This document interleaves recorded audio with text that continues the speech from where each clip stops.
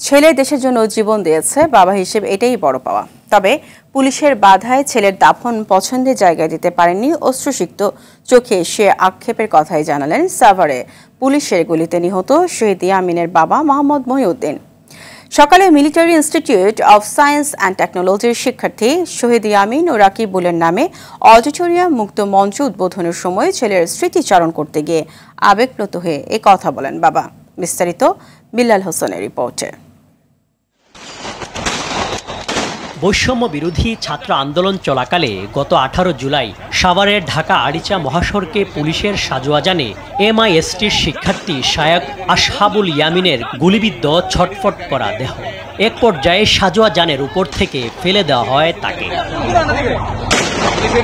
পুলিশের এমন নৃশংসতা দেখে চমকে ওঠে সাধারণ মানুষ। এদিকে মিরপুরে এক মহিলাকে বাঁচাতে গিয়ে ছাত্রলীগের গুলিতে শহীদ হন প্রতিষ্ঠানটির সাবেক শিক্ষার্থী রাকিবুল হাসান। শহীদ দুই শিক্ষার্থীর স্মৃতি রক্ষায় ইয়ামিনের নামে MISTর অডিটোরিয়াম ও শহীদ রাকিবুলের নামে মুক্ত মঞ্চের নামকরণ করে প্রতিষ্ঠানটি। অন্যায়ের বিরুদ্ধে রুখে দাঁড়ানোর ক্ষেত্রে তাদের এই সাহসী আত্মত্যাগ বাংলাদেশ সহ বিশ্বের সকল তরুণ সমাজের জন্য একটা অনুকরণীয় আদর্শ হিসাবে থাকবে চিরকাল। এ সময় শহীদ ইয়ামিনের আত্মত্যাগের কথা তুলে ধরে বাবা বলেন, ছেলের দাফনও দফায় দফায় বাধা দেয়া হয়েছিল। দেখি স্টেশনে আমার ছেলে একেবারে ঘুমন্ত মানুষের মতো ডান দিকে মাথা হেলান দিয়ে সে শুয়ে আছে। ডাক্তার বলছে যে না, আমরা তার কোনো ট্রিটমেন্টের সুযোগ পাই নাই।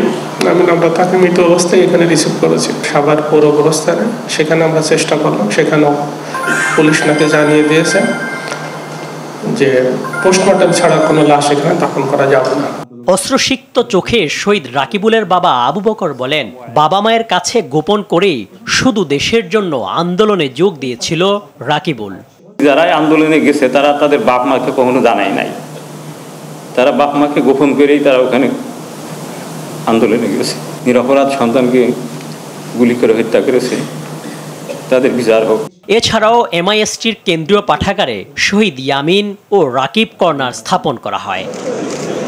বিল্লাল হোসেন, RTV, ঢাকা।